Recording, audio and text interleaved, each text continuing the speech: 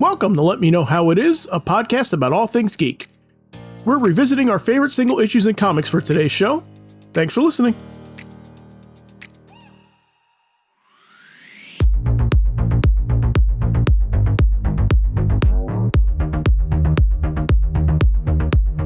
So guys, believe it or not, this week is our 1-year anniversary here on Let Me Know How It Is. So I thought it'd be fun to revisit our very first topic on the show, favorite single issues in comics. I'm Zack Slater. I'm Frank Melman. This is Tommy Smithereens. And I'm Clifton. So, single issues, one and dones, as they are sometimes called. We each did 3 last year, but there are literally thousands to choose from, so let's do some more. Happy anniversary, guys. Happy anniversary. Someone start us off. The one that brings to mind my favorite issue, and I completely forgot about, but I remember reading it, and it was just a nice, quick issue, action-filled. It was G.I. Joe number 21, Silent Interlude. Oh, nice. Yeah. What, I almost had that one. Isn't it a good one? I totally forgot how much I loved it because there was a callback to it in, I think, the second Joe annual in which they try to bring back that feel again, but it wasn't as great as number 21. I love that dumb issue. And it's funny because I think there's certain rumors as to why it was a silent issue. Mm-hmm. In which, okay, what do you got? Rumor has it that Hamill was rushed and he was a little late on the details of it. So in order to push it forward without missing the monthly, he just took out the dialogue. Oh, no kidding. Yeah. I never heard that. It was nuts. That's a kind of classic Marvel. I've not heard that either, but I can imagine that being a story coming out of the Marvel bullpen at that time. Yeah. Right. Yeah, it's one of those issues that, you know, for like people kind of ape it sometimes. Like everybody likes to take a spin at trying to do something like that every once in a while, right? Oh, my fault. Excuse me. Yeah, but my fault. That was the rumor. I apologize. That was the rumor, and what's for most of the case, that's what everyone believed. But it wasn't exactly, as all rumors are, exactly how it was. They said it was true that the issue was produced in haste, as the book was behind the schedule, leaving Larry Hama not only to write the issue but draw the issue as well. Yeah. Huh. Yeah. It's that it has the cover with Snake Eyes in his classic uniform, wall scaling with the Uzi in his hand, just gunning down Cobra. Yeah. Yeah.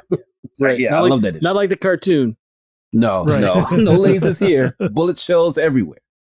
It's got like one word in it only. I remember that Destro's looking at a screen that says like intruder. Yes. On it. Like that's the only reading you have to do in that issue. Yes. No, you're 100% correct. Yeah.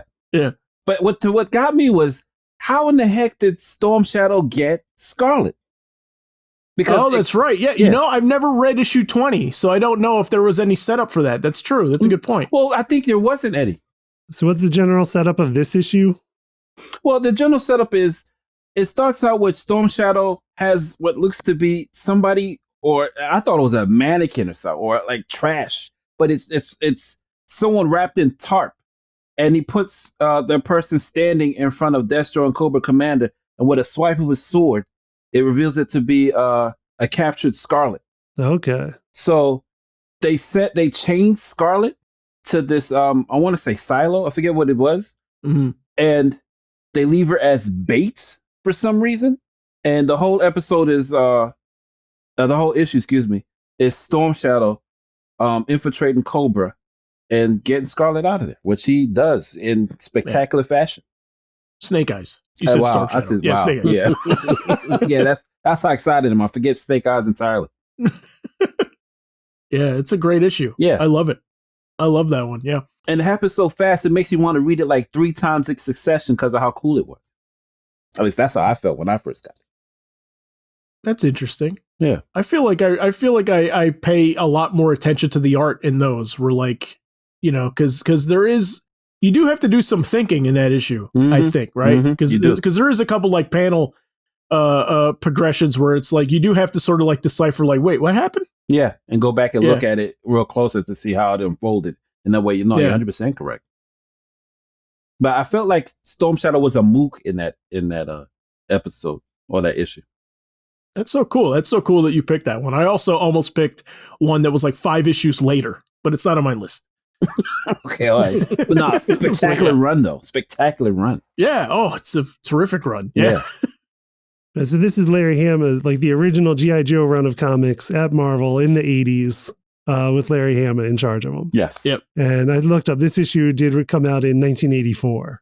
Oh, wow. Who does the art on that one? He does. It's Larry Hama as well. Oh, it's Larry Hama art too? Wow. Okay. He's writer and artist and cover artist. Nice. Yeah. And then Steve Lealoa. Lealoa, yeah. Steve Lealoa on inks. Nice. And George Russos on color. Very cool. Yeah, it's a great series. Great series to check out if you haven't. Also notable because like Larry Hama was originally going to be working on a S.H.I.E.L.D. book. Yes. That's the story, right? Mm-hmm. What's the rest of that though? Because I forget like how it ended up not happening, and then he's like, "We'll do G.I. Joe then." Well, I think Hasbro had other plans or whatever. They entered the talk, but that first issue, he had that as a Nick Fury book instead.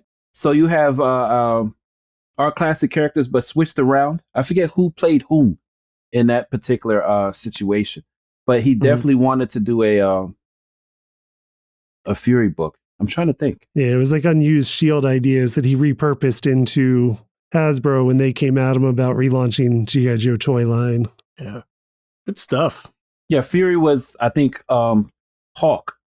That would have been my guess. Yeah. Because the interesting thing is, at least from what I've read, and I've read like a good chunk of the run, but it was one of the early things I collected, right? So I didn't have like the full run. I had like issue here and there. There was gaps in it. Okay. But I don't remember Duke being part of the book that much anywhere. No, I think you're correct. Right? I think you're correct. So, no, good pick. Great pick.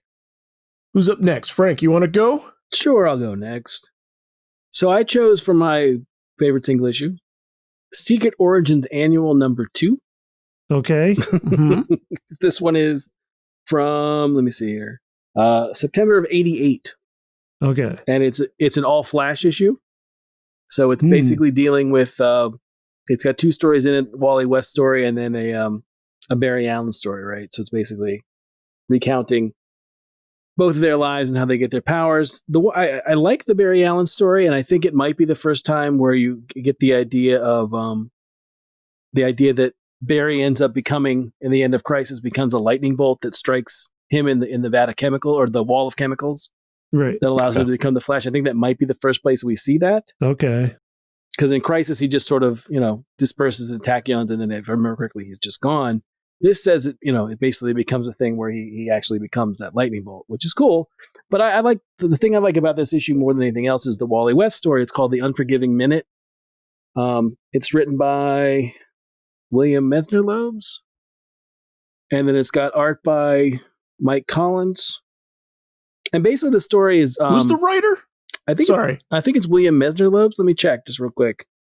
I've never heard that name. No, no. He wrote Wally for a while after Mike Barron was the one to first write him after when Wally got his own book. It was Mike Barron and Jackson Geis wrote the first arc or 2 maybe, and then after that Mesner-Loebs is the one that takes over. So, yeah, he was a big name in a point in the 80s. He also wrote. There's a run of Wonder Woman that has a lot of there's some good stories in there, but a lot of it's known. It's like one of the first times she takes on the Joker. There's a good arc with it's Cheshire and Poison Ivy when she's powered in Artemis's Wonder Woman that he wrote also, I believe. But there's a lot of Ballin covers. Brian Ballin does a lot of those covers during that time. But it's William Mesner-Loebs, Mike Collins, and Frank McLaughlin on the inks. But basically, it's a story where Wally is in that run of books. Wally is fast. He's about 700 miles an hour, but he's not as fast as Barry. And it's him going to therapy, trying to figure out why he can't get as fast as he was when he was Kid Flash, or even more so, why he can't be as fast as Barry. And the Unforgiving Minute refers to If, the poem by Rudyard Kipling, and I know Rudyard Kipling has become a more problematic figure as more and more of his ideas and the way he came out. But in this instance, the poem works really well because there's the last part of it is the psychiatrist talks to him about, Wally feels kind of unworthy, like he's got imposter syndrome. And the doctor finally, says to him, look, he's like, I want you to write down, he's like, not like big crisis type things, but I want you to write down a number of the amount of people that you think you saved their lives. And Wally kind of works it out, and he comes with a number, and the number's like 172. Okay. And the guy's like, he's like, I once talked a patient out of taking a bottle of pills, and that still gives me a warm glow inside. And you can't forget, you can't allow yourself to be happy with 172. So it's kind of a moment of like, you need to let yourself off the hook, and be okay with the fact that you do what you can, and that'll basically let you go with this mental block of being not being as good or being as good a Flash as Barry was, right? Okay.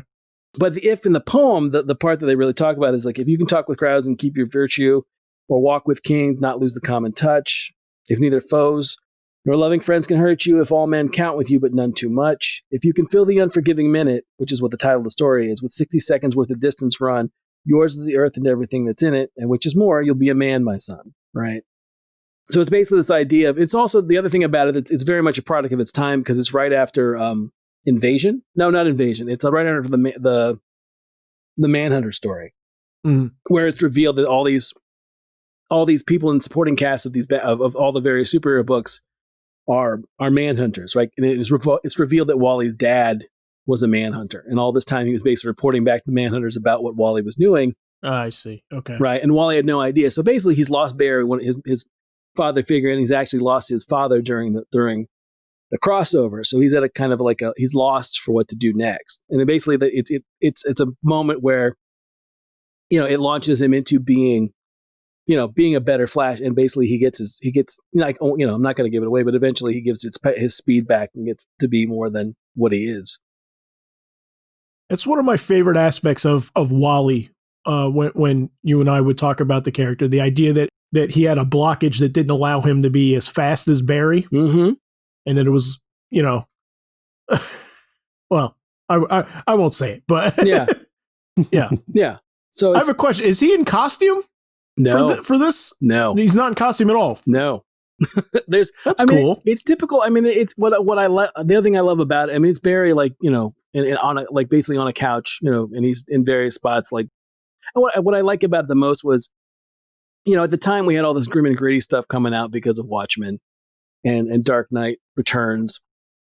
But it's one of those moments, like, again, for DC, that I felt like it was a more adult moment without being like about violence or nudity or whatever. It was something where, much like with Buddy Baker, where you had Buddy Baker wearing a jacket because he's like, I get cold and I need someplace to put my keys, right?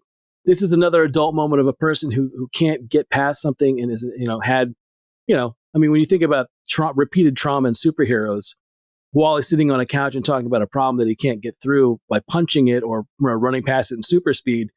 It's a very adult moment, right? I mean, it's something that he's trying to work out on this couch so he can be a better superhero, without at the same time he's very worried about replacing his mentor, right? Mm-hmm. And also is one of those things at the time where, it wasn't quite so, I don't remember, it might have been more of it, but I don't remember the backlash of Wally replacing Barry quite as much as like Kyle Rayner trying to replace Hal Jordan, where people lost their mind and they were joining like Heat, or whatever that group was, that acronym group was at the time. But this was one of those things where, Wally was it was a meta moment for fans too, where you're kind of like, if you'd grown up with Barry, you knew Barry Allen, it made, people were much more accepting of the fact that Wally, it seemed, was going to be the new Flash. Right. Like if you grew up reading the Teen Titans, it's like you're graduating with Wally now. Right. Exactly. Yeah. Well, yeah, because he comes out of Crisis, he's retired, he's had cancer and he's beaten it. And then you find out at the end of Crisis, spoil it for a book from 35 years ago, he beat... And a TV event from last year. Right. He beats cancer and he's in remission at the end of Crisis, so he decides to be the Flash, and then it goes into Legends, and out of Legends, the miniseries, he decides, he gets his own book, right? So, yeah, I love this one. It's one of my favorite of that era, especially of Wally stuff. It's one of my favorites, and it's a great... The other thing that I love about Secret Origins is a lot of times they'll retell the origin and they'll change something from modern times, or they'll do it like they do here, and they will just basically give you this kind of panel by panel history of the character. And I love those issues. And this is a great one because you get to see Wally from like the time that he meets Barry and gets his powers to basically where he is in his own book then. So I think it's a really great issue. Where'd you read it? Where can you find it? I guess it's probably on DC Universe, I'm sure. It's on Comixology for sure. I don't know about DC Universe, but it's definitely on Comixology. If you go to Secret Origins, there you can find it.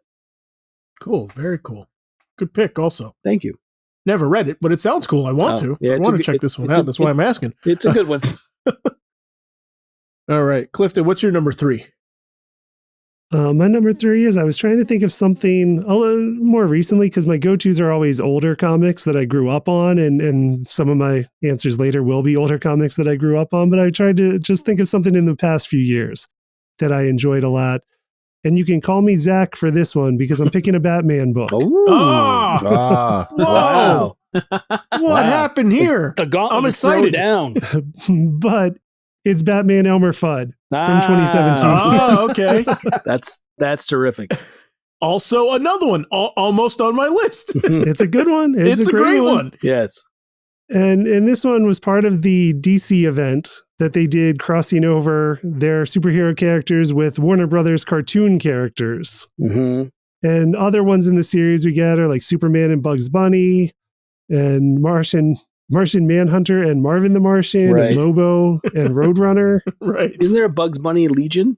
Yes, there is Legion of Superheroes in Bugs Bunny, where it's like the old Superboy being tested in the cover, like from the 50s, but Bugs Bunny in a Superman suit or a Superboy suit, I should say. I think they did a Catwoman Sylvester. Yeah. Also, they had like a second batch of these because I remember they did Mark Russell did a Porky Pig Lex Luthor.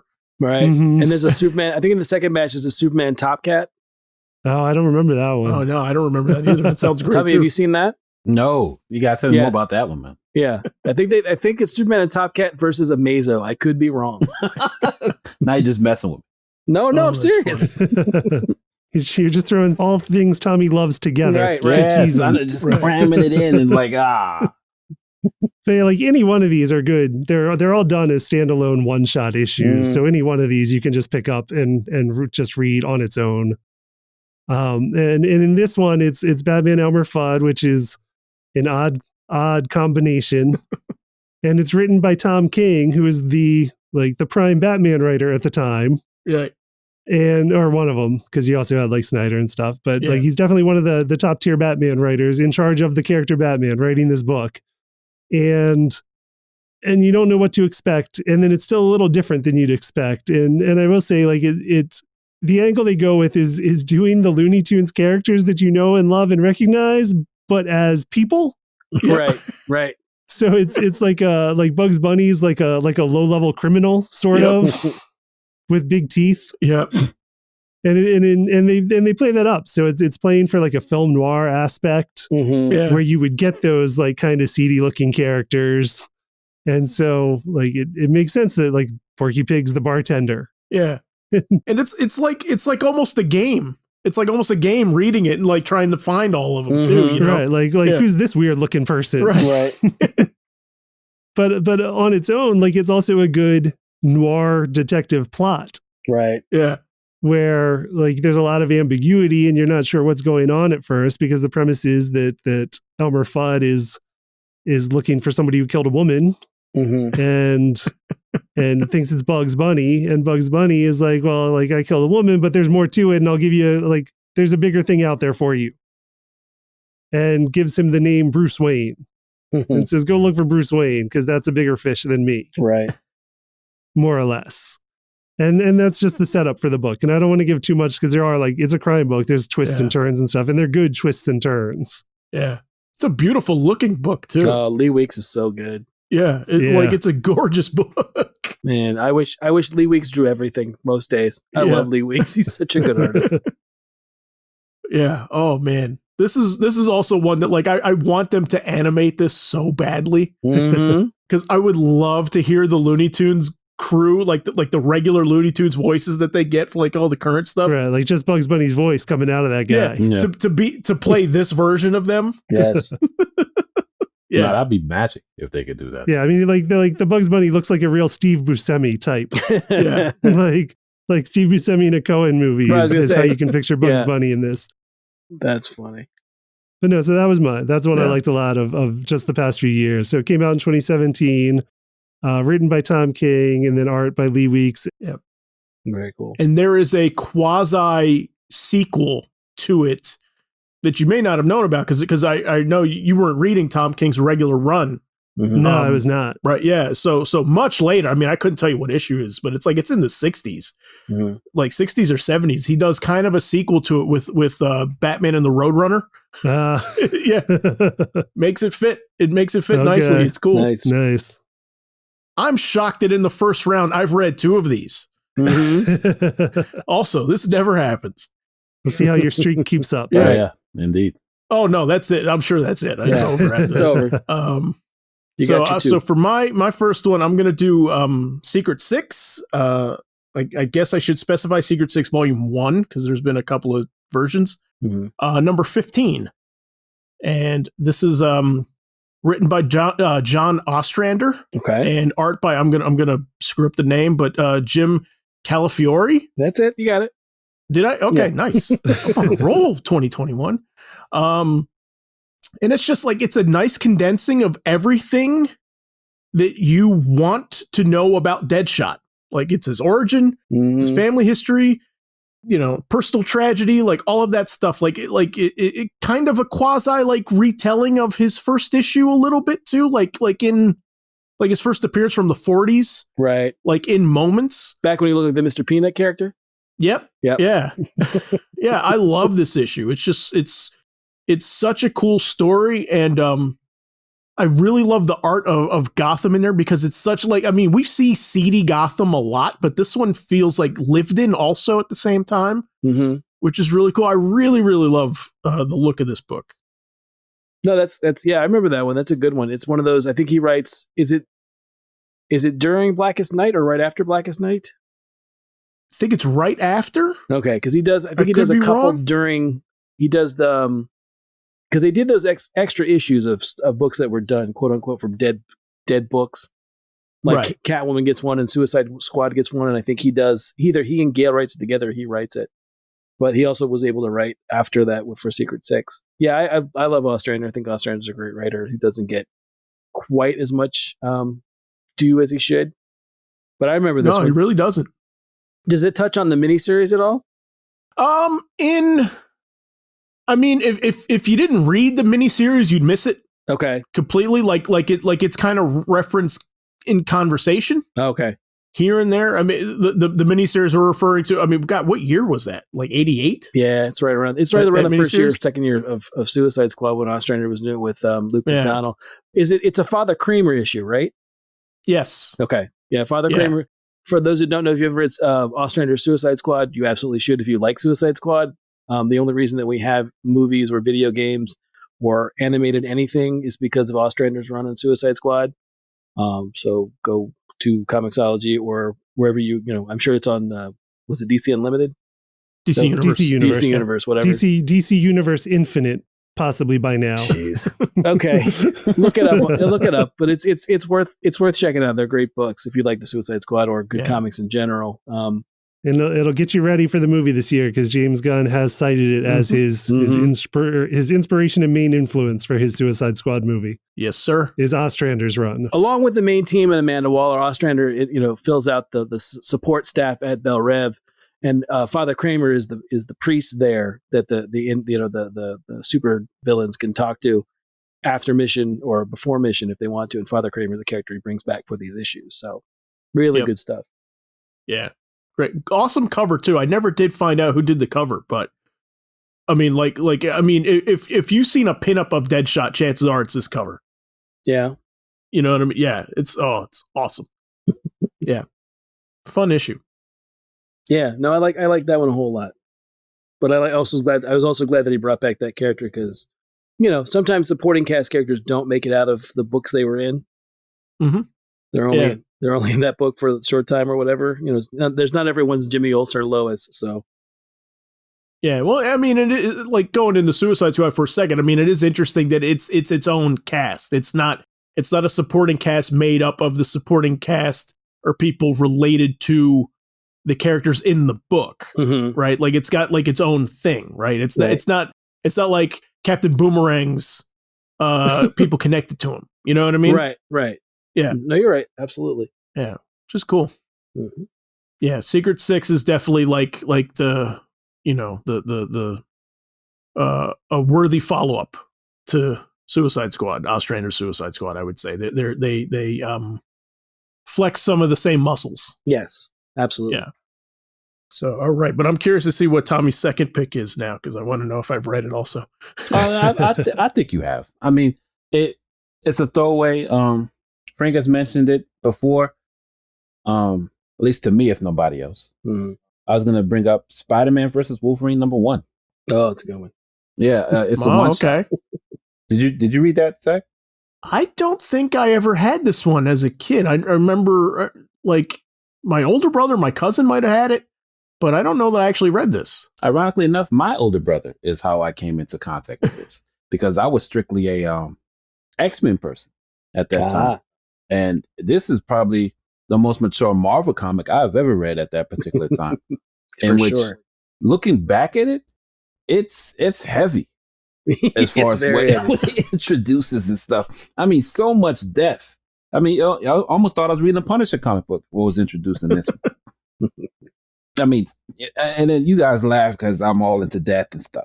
But but what's crazy about this one? This has major changes within Spidey's universe. Yeah, and it's brought in and out with the great guest star with Wolverine, and a lot changes with Spidey's world with just this one issue. And it's not like it was heavily advertised. No. I thought it'd be just some glorified team up issue.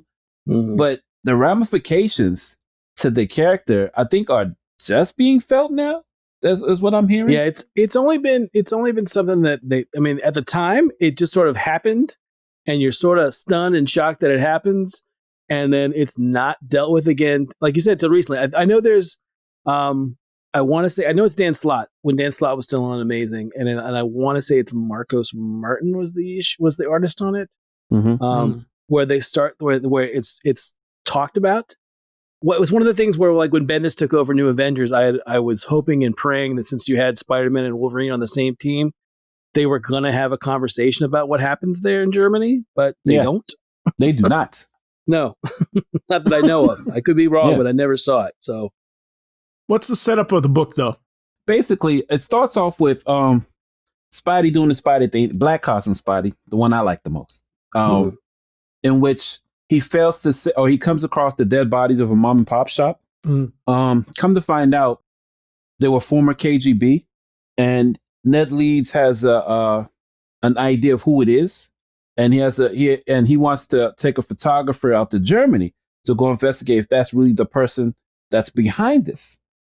So of course Peter gets picked, and at the time Peter is grieving over many deaths that happened within his he's not able to save the lives that were lost in his area.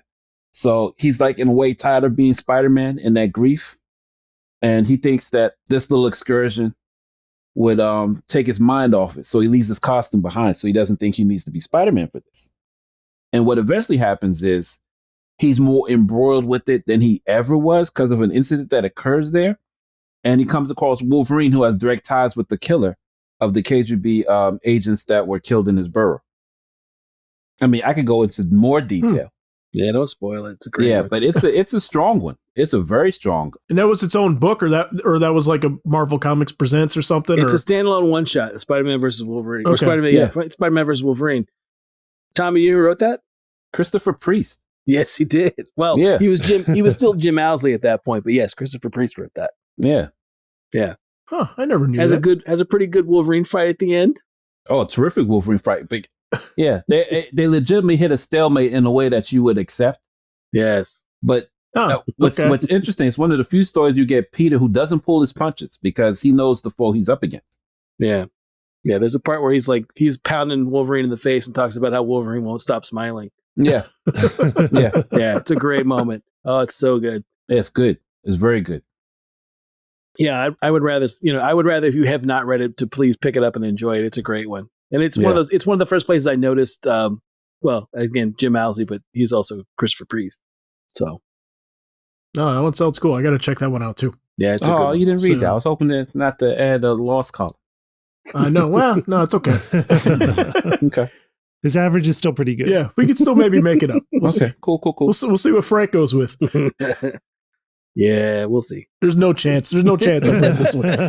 You might. You might, Rabbit. You might. You might, Rabbit. You might. All right. So my second pick is Sandman number 20. All right. Okay. Yeah, no chance. Okay. So it's titled Facade, and it's by Neil Gaiman with art by Colleen Doran.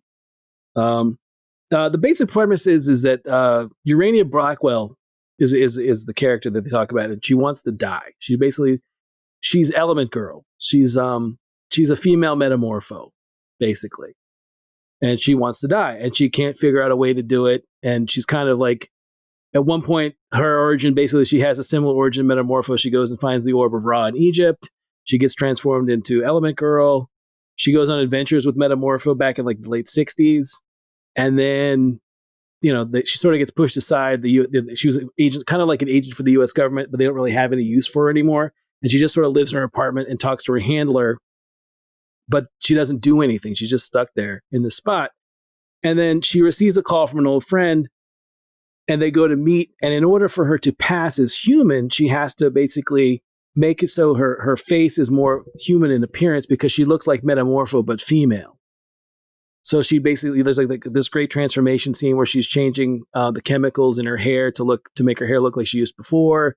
And then she creates a mask of her face out of elements so she can pass, right? Well, she goes to her friend, and her friend is very much, a normal person. She doesn't have superpowers. She's not an agent or anything. And they begin to talk. And in the midst of her trying to reconnect with this person, the mask that she has slips and falls into her meal. And then she runs away, almost in terror of the fact, because the woman has no idea that she's Element Girl, that she's ever had this happen, that she's changed in this way. And in the end, she's giving into despair, right? She's like, again, she just wants to die.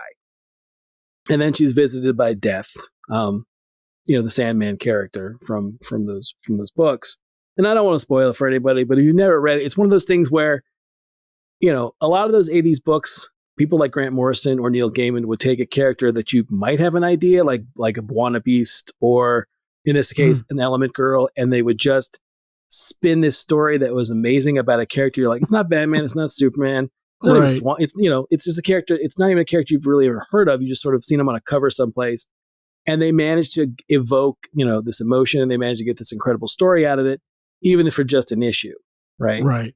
Yeah. They take a character that like even DC doesn't care about. It's like, yeah, right. Yeah, do what you want. Like, right. And they managed to create a fair amount of pathos and feeling for this character that, again, DC never would, she was in limbo forever, right? And I don't think she makes another appearance again in DC continuity until New 52, during Jeff Johns' run of New 52.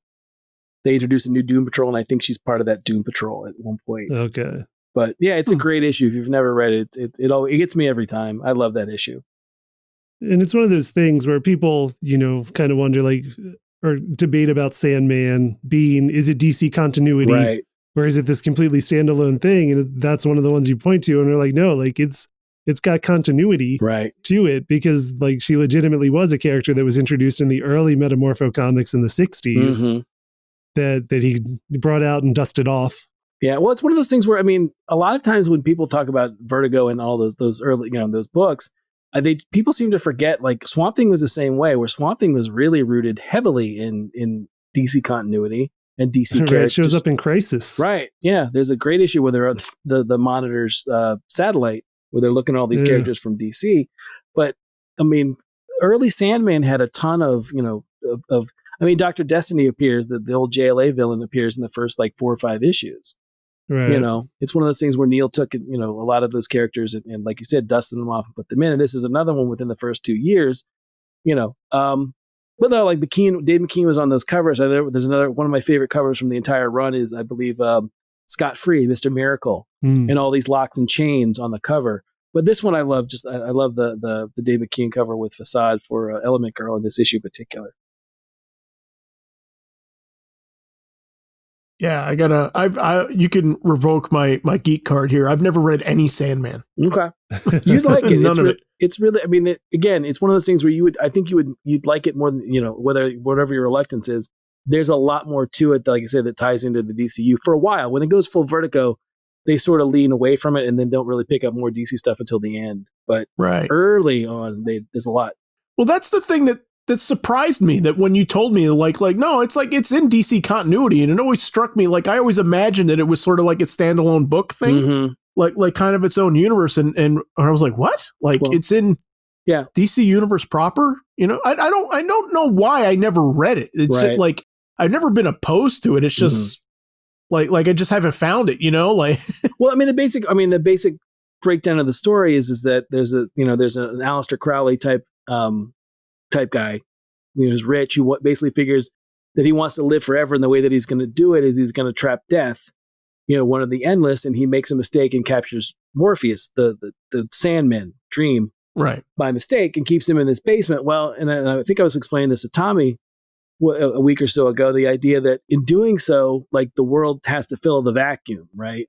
So he's in this basement and trapped for like 60 or 70 years. And while that happens, you have like Wesley Dodds fill that space in the universe because he's the Sandman, right? So he's the Sandman for a while. And then after he retires with the JSA go away in the 50s, you have, the universe tries to restart itself again. And you have the Kirby Sandman, the red and gold Sandman from the 70s, right? Okay, when Kirby tried to dust that property off and put that back out. So it's what I, again, Neil weaves all this stuff around it to say that no, there were other Sandmen, but they weren't the same thing as Morpheus, the god of dreams. Right. So that's cool. Zach, don't feel bad. I'm with you. I was deterred from it as well. It's like looking at Sandman and there was no prominent capes. You get the feeling that it wasn't part of the DC universe, especially with the covers. Mm-hmm. Yeah. And then on to top it off, everyone that read it was a girl. Yeah. It was like nobody I knew read it. Right, Not to say that it just, I just felt like it just wasn't my type of comics. Well, not initially. I think initially it was your more typical at the time, what you would think of as your comic book store clientele. Yeah. But it was open to everybody. So it was notable that women were reading it too. I mean, Martian Manhunter is in Sandman. Yeah. It's one of the Martian Manhunter, Dr. Destiny, Scott Free's in it, like Mr. Miracle, Superman's in it, Batman's in it. Like I said, there's a fair amount of characters that it's just, like I said, and then like I said, there's a lot of obscure characters like this too.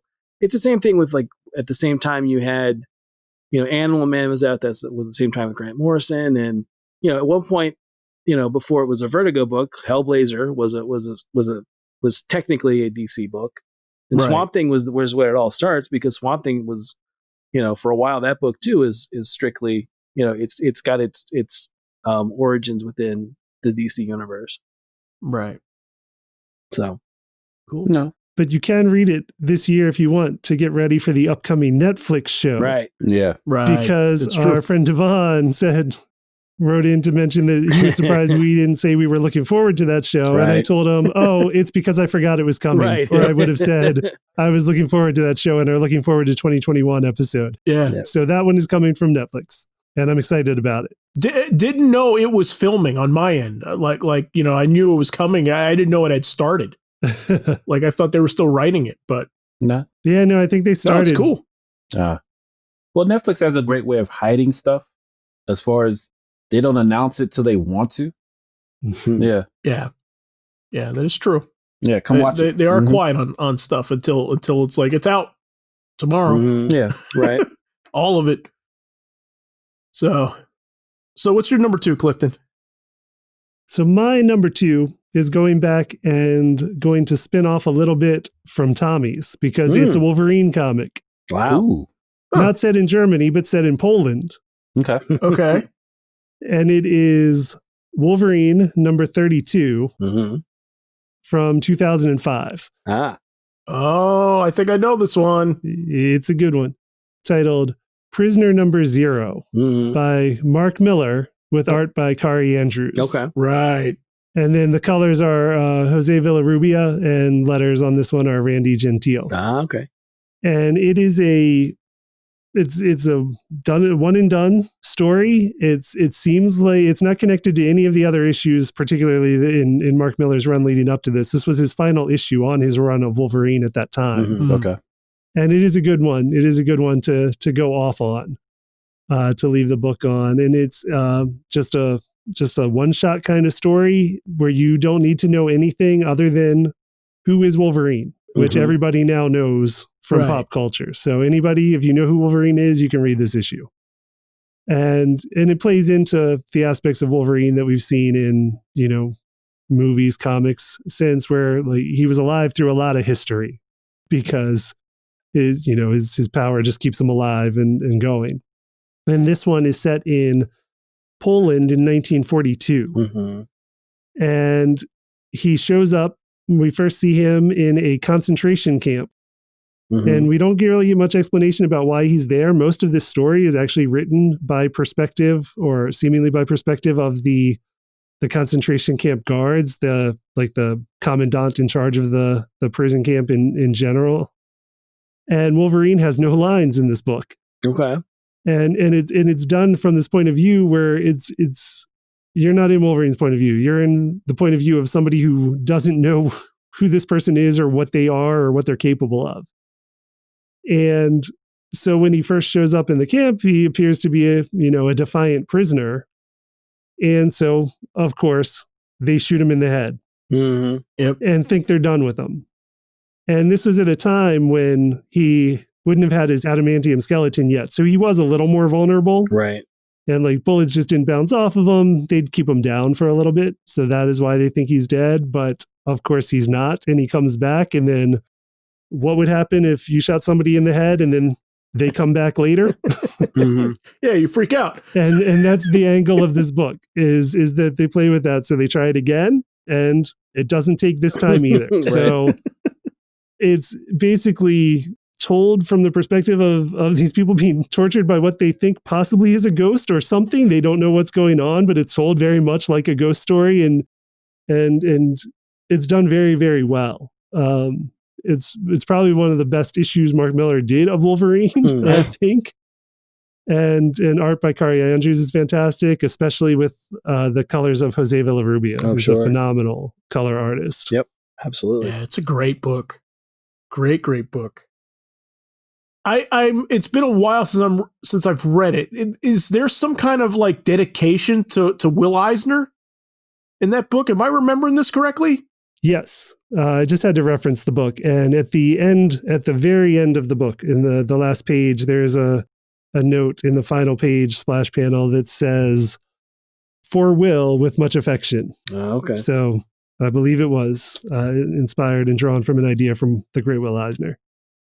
No, that's really cool. Yeah, I seem to remember a little story. I can't remember where I've read it. It might have been in a Wizard or something like that, where it was when Mark Millar like met Will Eisner, and that was back in his young days, and where he was like hanging out at bars and going out drinking and stuff like that.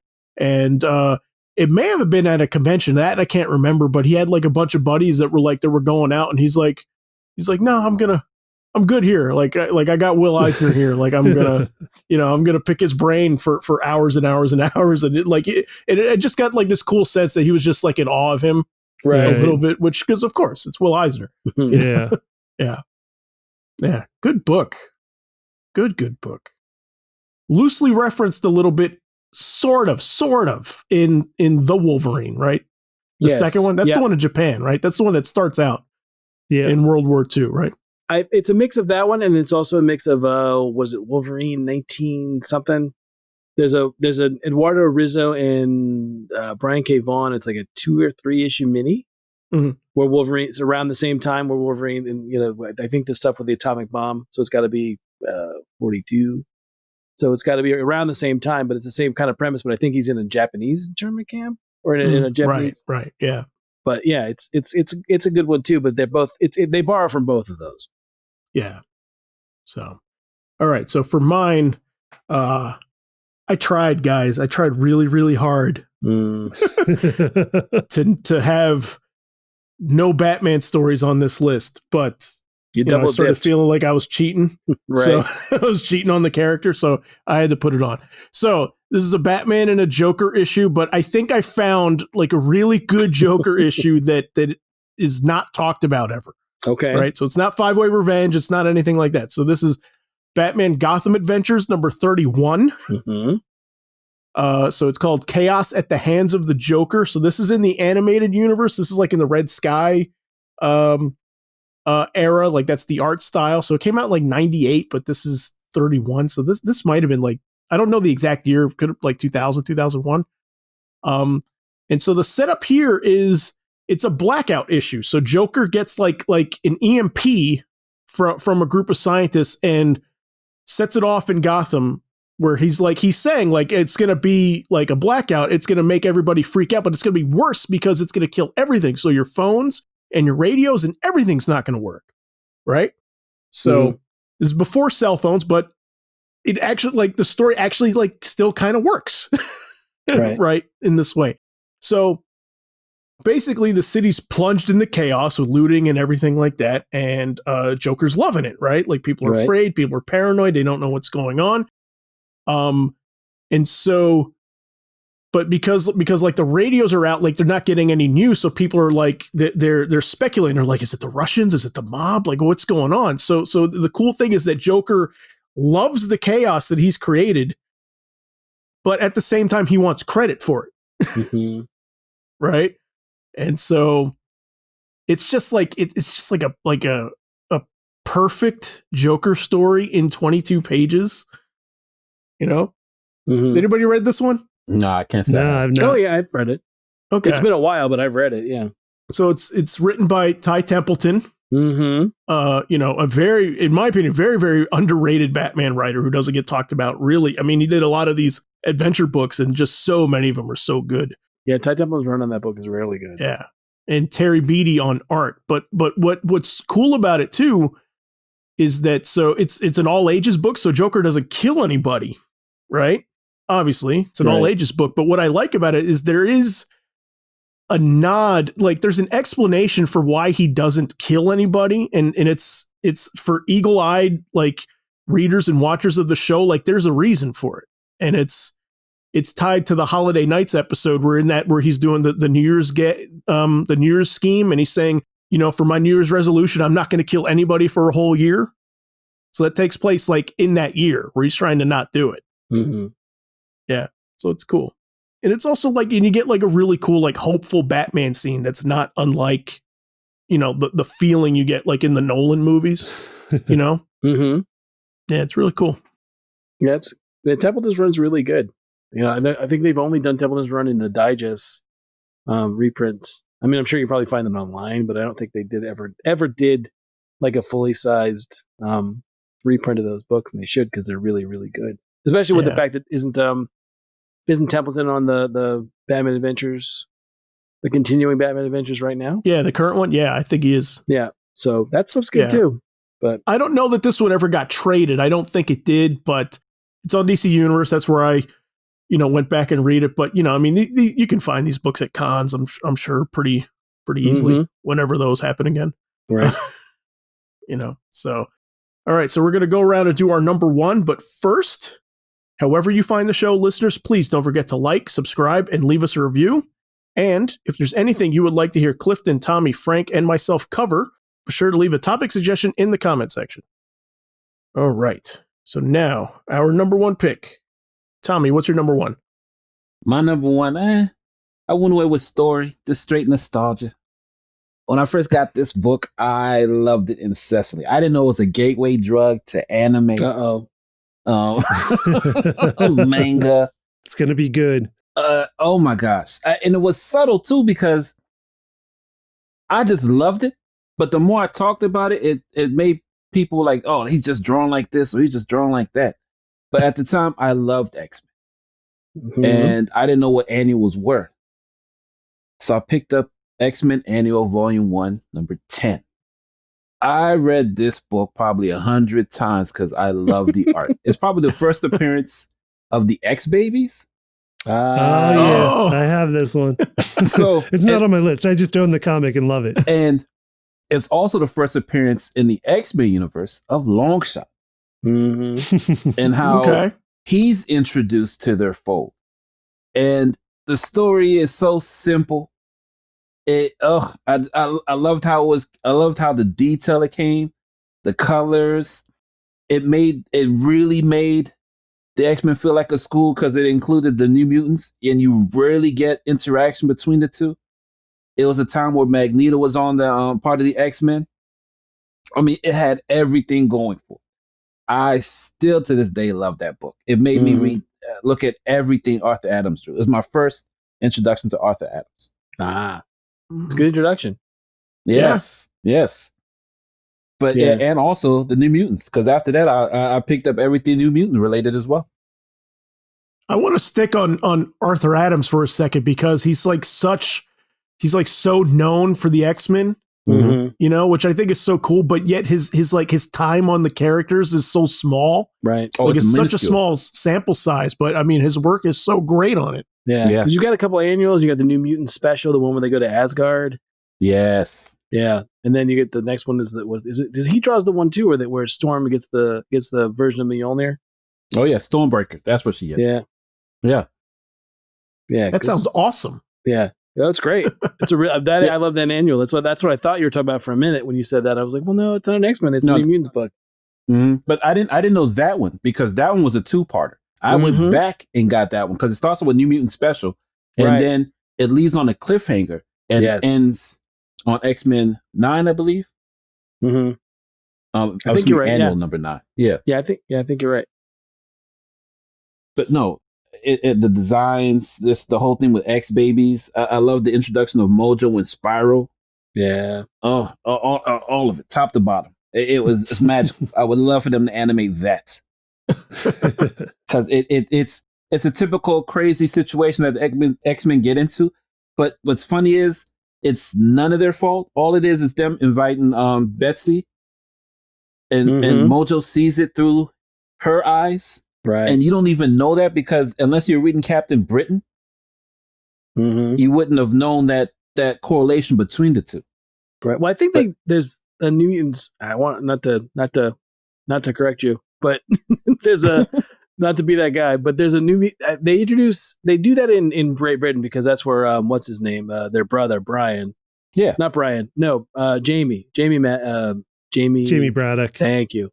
Is the one that does it to basically, makes her blinds her in that book, in that run. And then she gets the Bionic Guys in New Mutants, the annual. That's her first American appearance is in New Mutants annual number 2 with it, because it's got the great. I remember this because it's got the great Alan Davis art. Yes. So therefore, she gets it. Yeah, it's good stuff too. Oh, you're right. Alan. Yeah, previously, I take that back. I completely forgot about that. Yeah, because that's where she's introduced into American comics. Yeah. She gets her new Bionic Eyes there for Mojo. Mojo is the one that puts the eyes in her, so he can also look and see what everyone's doing. Since his universe is based on ratings, and his ratings were dipping. That's what he threw Longshot into them, and the whatever sphere that he came in, it put goop on everybody, and when they went to go analyze it, it disappeared. But the goop made all the X-Men regress to a childlike state, in which he could even film more of what they're doing. Yeah. I love that book. It's a good book. Mojo was making Big Brother before anyone thought of the show. Yeah, exactly. Yes. Right. Yes. From another dimension. That's his gimmick. He's a weird X-Men villain, but that's his gimmick. Reality TV show producer from another dimension. Yes. In the 80s. Who would have thought of that? Yes, he was Mark Burnett before Mark Burnett. Yes. It would make an awesome movie. He would. It still would. Like Longshot and Mojo. Yeah. No, they would. We'll get it at some point. I guarantee we will. Yeah. I just talking about. I'm not too old to not enjoy it. That's all I like a self-aware action movie. Yes. That's like about action movies. Yes. Yeah. No, that sounds awesome. I think they probably were capitalizing off the popularity of Muppet Babies too, but I was fine with that. Oh, I love Muppet Babies. Yes. Got to spotlight Muppet Babies one day. Yeah. See, everything is in that book. I'm telling you. Yeah. No, it sounds packed. Yes. All right. Okay, Frank, number 1. So my number 1 is, and this is one of those things where I thought about it for a while. My number 1 is Amazing Spider-Man number 251. Okay. Help me out. All right. So 238, you have the introduction of the Hobgoblin, right? And there's this mystery in Roger Stern's run of like, for almost a year up through 250, the idea of who is the Hobgoblin and what's his deal. Well, you find out, the Hobgoblin is doing stuff, and he's going around to these various warehouses or stash houses that Norman Osborn had, right? When he was, because this is the point, Norman's still dead. Norman hasn't been brought back 4 times or anything at Marvel. He's been gone forever, and no one really knows who the Hobgoblin is. But he's been going around and finding these journals of all this stuff, this information about how to make weaponry and the goblin formula or goblin elixir, the stuff that gave him super strength, but also made him crazy. So he's been going around and finding this. Spider-Man's been trying to stop him, right? So this is like the culmination. There's a point where the Hobgoblin also gasps Peter, so is Spider-Man. So he doesn't have, like, for a couple issues, he doesn't have a spider sense. So that's why the other reason why the Hobgoblin's got this edge on him. And he doesn't have the ability to use it. Well, 250 ends with them fighting in his warehouse. Spider-Man's trying to stop him getting the last bit of these journals. There's a huge fire that picks up in 251. The fire catches on the journals, and then the Hobgoblin didn't have a chance to make any copies. So any of the information that he was going to glean from Norman is gone, and he's really pissed off at Spider-Man. So he jumps in this battle van that Norman had built and tries to run him over, and Spider-Man manages to grab underneath. So then they're hurtling through the streets of New York at like 90 miles an hour, and nothing can stop this battle van. But there's a moment where Peter manages, to get from the bottom to the front, and he's hanging on the front of this, this battle van that's going like, I don't know, almost close to 100 miles an hour, right? And he's just pounding away at this thing, and it's a nice panel setup. The art is by Klaus Janson and Ron Frenz, which may sound like an odd combo, but you're going from Roger Stern and Klaus Janson doing the art on Spider-Man to Ron Frenz and Tom DeFalco starting their arc on this book. And it's a nice, 3 or 4 panels of Spider-Man just pounding away, and the Hobgoblin being like, you're wasting your time. It would take a concussive blast. You'd need this mortar shell to even break it. And it pulls back, and you can see that Spider-Man's about to break through. And that's, it's one of the few times like Peter's not holding back. And it shows how, we get a lot of like how strong Spider-Man is or whatever, but it's never really, I think it's a really nice display of his powers. Mm-hmm. So then the Hobgoblin runs through a building and thinks again that he's killed Peter, and he keeps going, right? Well, Peter's managed to get to the top of the thing.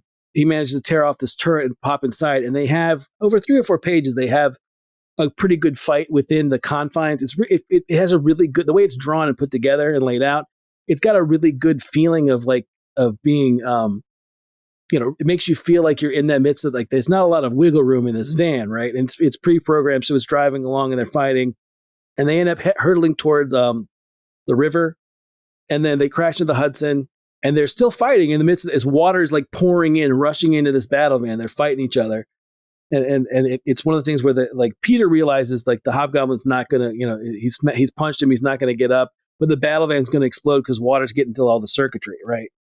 So the Hobgoblin's, he tries to save the Hobgoblin. The Hobgoblin comes to and is like, I'm not having this, and ends up blasting him and missing because Peter's got, and then the other thing is in the midst of this fight, his spider sense comes back. So he tries to shoot him. Spider-Man jumps out of the way. The van explodes. It's got this great bit where the police are going to see what this explosion is about, and he borrows a flashlight and goes down, and all he sees is the mask of the Hobgoblin floating in the river, right? Okay. And this is like a year of mystery. Like I think it's honestly one of the first times in comics where I was like really into like who the mystery of this character was. Like I'd read the Marvel Tales, so I like knew when they were trying to do the same thing with Norman that we didn't really know who the Green Goblin was for a long time. Yeah. And for Roger Stern to try to do that again with Hobgoblin, and it really does work well. So then he's gone. You think, you think it's there's no body, but there's just the mask. So you think, okay, well, he's gone. The other thing about this story with the Hobgoblin is that with these journals, you have this moment where he basically is blackmailing people that are in Norman's journals, because Norman was a business type guy, was a business tycoon. And one of the things that he has in these journals is he has the information that Jonah Jameson funded like the Scorpion to be created and funded like the Spider Slayers. So basically Jonah would be he's going to blackmail Jonah and basically tell all these people that he did this. Well, Jonah, beats him to the punch, and Spider-Man comes to tell him, hey, look, I took care of the Hobgoblin. He's not going to be a problem anymore. And Jonah's like, well, I've already decided to write the story. It's in tomorrow's paper that I created the Scorpion. That I had a hand in it, that I basically funded it because I hated you so much, right? and resigns. And that's the other thing is it's one of the first times that Jonah just walks away from the paper and puts Robbie in charge. That sounds awesome. Then, if that's not enough, this is your epilogue bit. Ready? So Peter, I can't believe this is all one issue. And Harry go to lunch, and it's basically a chance for these two old friends, guys have been friends forever, to talk about, about the Hobgoblin and his father's legacy. And Harry's like, how am I, it's long before, Harry's been the Goblin once, but it's not like it ends up when DeMatteis does it. It does the great run with Harry being the Goblin around the 200 issue. So they're talking, and they're having this moment at the end. And, basically he's like, he's how am I going to live with, my father's legacy? He's like, no, Peter's like, you're going to do the right thing because you're not your dad. Right. Mm-hmm. And as a reader, you feel like, oh, that's great. They had this nice moment. And then all of a sudden, like, Peter's spider sense goes crazy. Right. And he's like, well, I don't understand what's going on. He goes behind a tree in Central Park. He puts on his costume. He starts swinging, and he gets to the little Central Park, and there's this giant structure in the middle of it. And he doesn't know what it is. And then he swings into it, and then Secret Wars happens. Oh, wow. Yeah. Okay.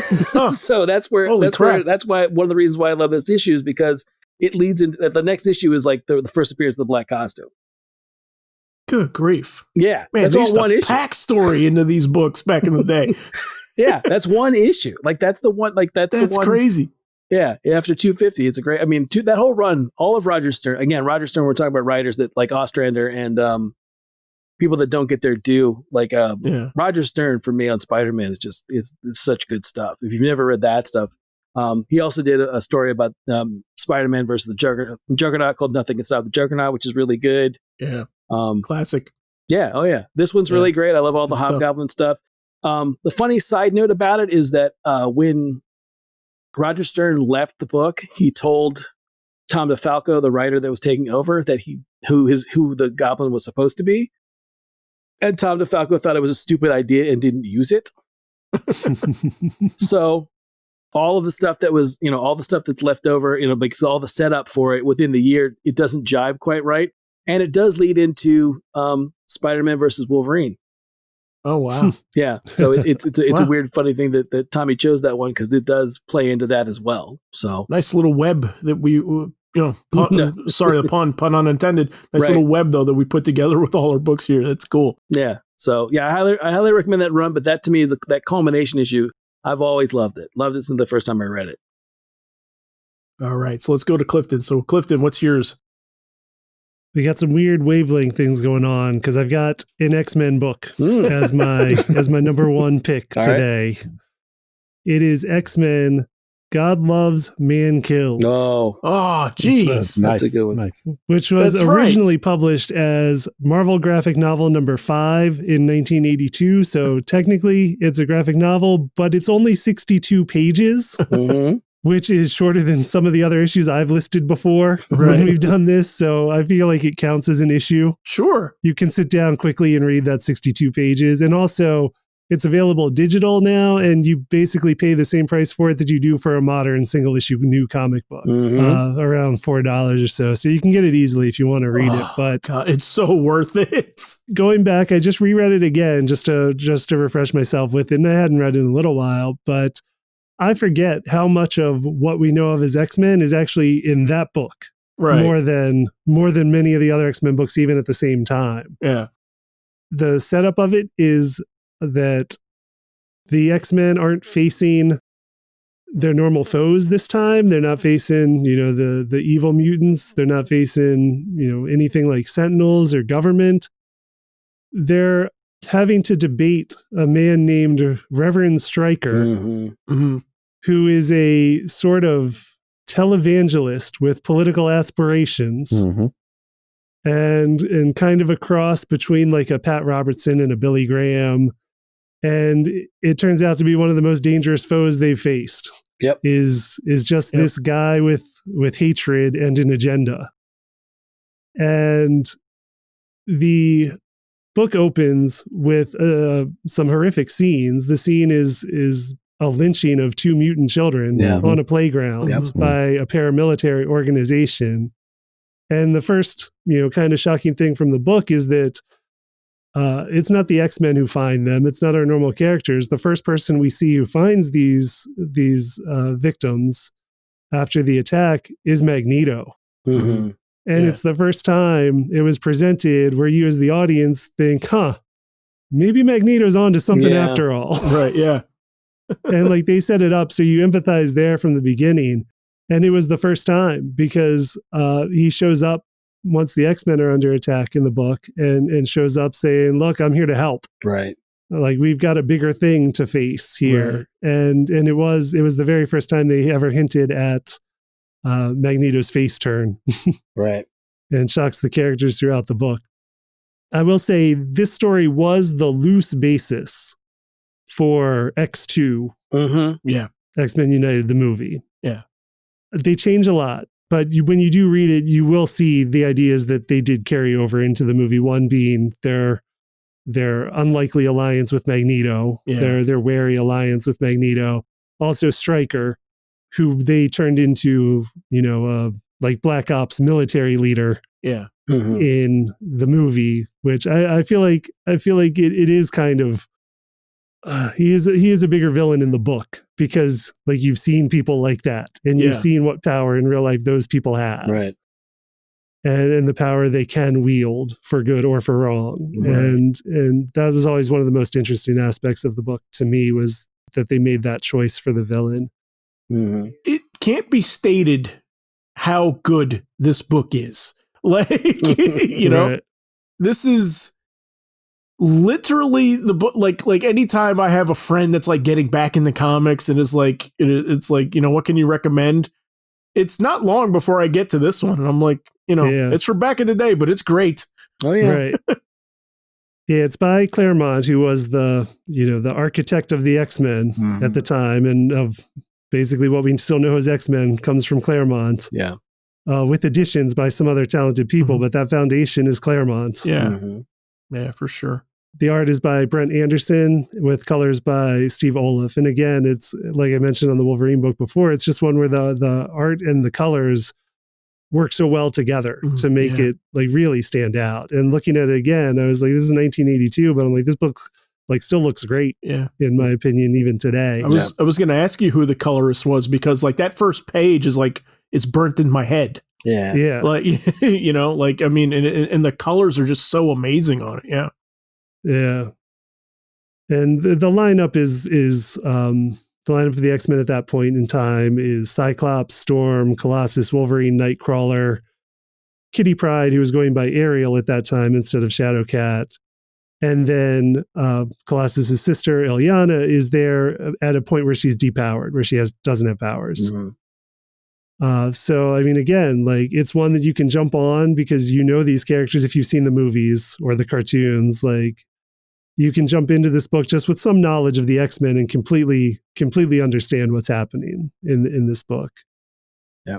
No, just the scene. I'm always reminded to talk about scenes from that one. I'm always seared to my head is the scene with Stryker pointing at Nightcrawler. I mean, like, you dare call that thing human? Right. That to me is and how angry it makes Kitty. Yeah. Like that's where she loses it. Yeah. Yeah. No, I love that book. That book is great. But yeah, it's one of those, when they talk about being feared and hated, you really feel it in that book in particular. Yeah, I agree. No, I think, I mean, for being something they drive home so much in the modern books, it's like, yeah, I think it really sticks out in that book so much more.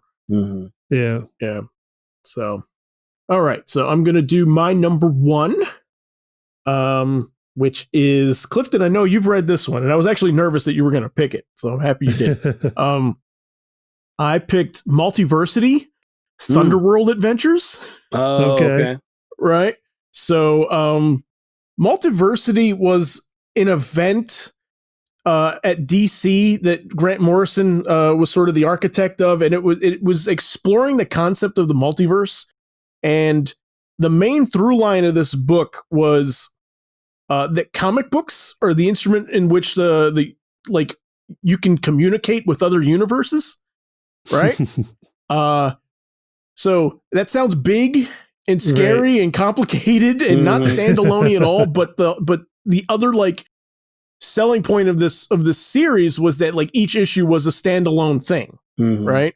And so this was the Captain Marvel, known then, now Shazam book, and this is like my first pick early on. Like this is everything you want to know about Captain Marvel Shazam, right?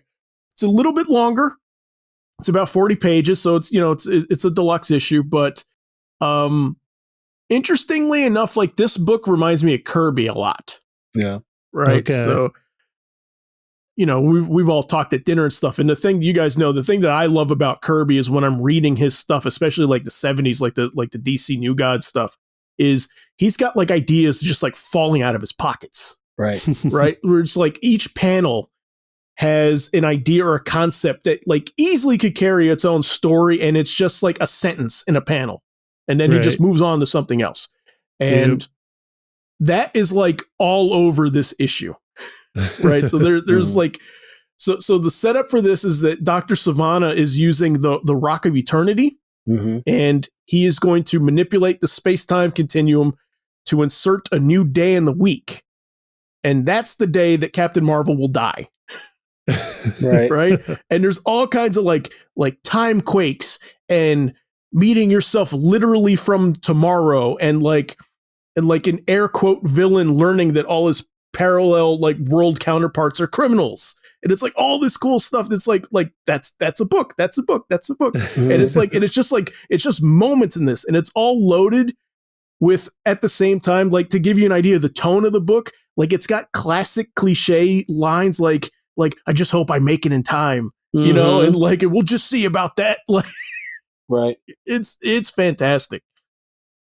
So, yep, it's a good one. Really good one. Yeah.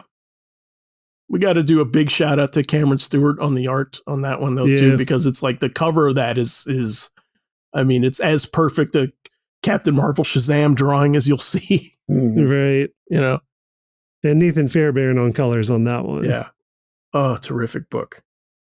So yeah, so obviously that's in the Multiversity trade, but that's also a DC Universe, which is where I reread it last night. Yeah. And Comixology, I imagine. Yeah, it's fantastic. All right. So that's all of our favorite single issues. But we wanted to end this one, so like our first episode, but we were still kind of rough around the edges, and we were still learning this thing, and we thought that we were going to end every episode with sort of like, what are we reading now? Like, what are we excited about now? And we kind of didn't stick with it, but we thought we'd bring it back for this episode. Yeah. So really quick, like, what do you guys all like reading, watching, whatever that you're really digging? Well, currently, our engineer suggested a show for me to watch, and I'm currently watching The Flight Attendant with Kaylee Cuoco. That didn't even sound right. But anyway, I'm watching The Flight Attendant. It's on HBO Max, and I just started it, so I'm fairly new into it. But it's a interesting show. I don't want to say what it is, because until you watch it, you'll see what it is. It's still funny. Okay. So, but it's not what Tushi was before. Sure. It's not Big Bang. Not Big Bang. Right. Not Harley Quinn. Not I can't think of the name, or it says my 8 Simple Rules for My Teenage Daughter. Yeah. Right. Yeah. Right. Going way back. Oh yeah. But it's interesting. It's not what I expected. To be quite honest, I was done with her. Harley Quinn was a surprise. But she takes center stage with this. And a couple of actors on here that I recognize, like Rosie Perez is in it. Okay. Okay. And this one individual, forget his name, but he was on Dear White People. Okay. As a character that made me laugh, so to speak. He plays another flight attendant that's on the plane, but he stands out in his own special way. Other than that, I'm not saying a word. Please, I welcome you guys to see it when you can. If nothing else, just watch the first episode to see if there's something that you'd like to watch. But I am digging it. Cool. All right, Frank, what are you digging right now? I'm enjoying Crossover by Donny Cates and Jeff Shaw. Basically, the idea is this is an image book, and basically the idea is in the small town in 2017, comic characters came to life in the real world, and their actions caused a lot of unintentional destruction. and death in Denver, Colorado, and they managed to basically it's kind of a crossover where basically like the superhero world is going into our world. I know I think it's been explored in other things. I think 1985 with Mark Miller was a similar idea, but I really liked the first issue. I thought it was a cool idea. It ends on a bit of not so much of a cliffhanger, but just like a tease of what could come out of it. So I'm interested to see where it goes. I think it's on. I think issue 3 might be out now. I've not read issue 2, but the first issue that I read recently, I really liked. So cool. Okay, Clifton, you're up. I am late to the game on this one, but I finally started Cobra Kai. Season 3 just dropped. I'm only halfway through season 1, so I still got some ways to go. But so far in season 1, I'm definitely loving the show. Mm-hmm. I grew up watching, Karate Kid 1 and 2 countless times, and 3 and next Karate Kid less so, but I do like all of them. So I was happy to see more. And I just like, they look at it from everything we knew before from the story from a different angle. And I was afraid it was going to get a little too cynical, like a little too snarky. Right. And it doesn't. No, it does not. No. Like it does have heart all around so far. Yep. And while some people are being portrayed as antagonists this time, like they're not villains. No. Right. And some people who were antagonists before are protagonists, but not perfect protagonists. Mm-hmm. Definitely flawed protagonists. So like I like the layers and the depth that they're given to everybody in this. Yeah, it does a really fantastic job of keeping you off balance of who the hero and who the villains are. Yeah. It's really, really good. And who's the tragic characters, right. And yeah, it does. Interesting. Absolutely. Cobra Kai comes up again. Yes, it's a good one. Not on this show, but I feel like this. I feel like every day this week, I bumped into Cobra Kai somewhere. Well, see, that is why I started, because I started seeing like glimpses of spoilers from season 3, and was like, I need to get on this now. Yeah. Right. Like that's a good one. I was surprised by casting. Mm-hmm.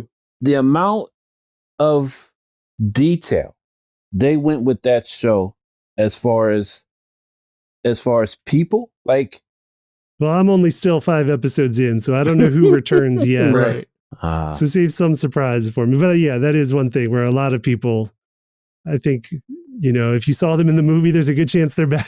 Right. Yeah. No, yeah. Well, I mean, I thought I was under the impression, what's the guy? Well, let me not say anything because I don't know where you are in the thing. But yeah.